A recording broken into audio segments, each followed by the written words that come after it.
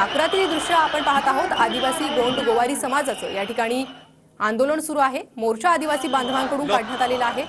जोरदार घोषणाबाजी या ठिकाणी आदिवासी बांधवांकडून करण्यात येते। तर या मोर्चाच्या ठिकाणी मोठ्या प्रमाणात पोलिसांचा बंदोबस्त देखील तैनात असल्याचं पाहायला मिळतं। तर यशवंत स्टेडियम परिसरात मोठा पोलीस बंदोबस्त वाढवण्यात आलेला आहे। आदिवासी गोंड गोवारी जमातीचं या ठिकाणी उपोषण सुरू आहे।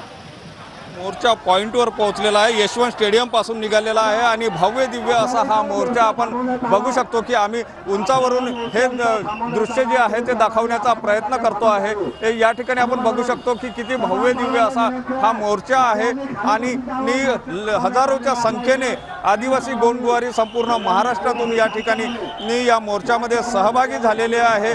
आम्हाला एसटीतून आरक्षण द्या अशा प्रकारची मागणी जी आहे त्या मागणीला घेऊन हे आदिवासी गोंड गोवारी जे आहे ते नागपुरात दाखल झालेले आहे आणि अशा प्रकारे या ठिकाणी आता मोर्चा या ठिकाणी पोहोचलेला आहे।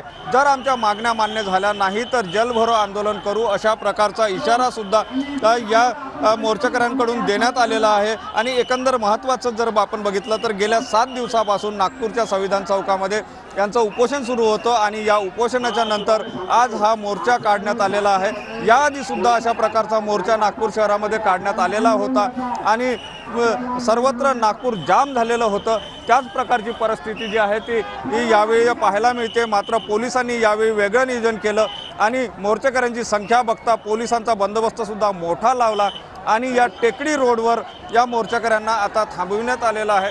यांच्या मागण्यासंदर्भात आता नेमका काय तोडगा निघतो हे पाहावं लागणार आहे। कॅमेरामन साईसह सुनील ढगे, TV9 मराठी, नागपूर।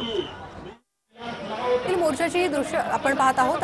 आरक्षणाच्या मुद्द्यासाठी या ठिकाणी 7 दिवस उपोषण देखील करण्यात आलं होतं आणि त्यानंतर आता हा मोर्चा काढण्यात आलेला आहे। दरम्यान या मोर्चेकरांना सध्या पोलिसांकडून अडवण्यात आलेला आहे। शांततेत हा आदिवासी समाजाचा मोर्चा या ठिकाणी निघालेला आहे। घोषणाबाजी करण्यात येते। जेल भरो आंदोलन असा देखील इशारा समाजाकडून देण्यात आला आहे।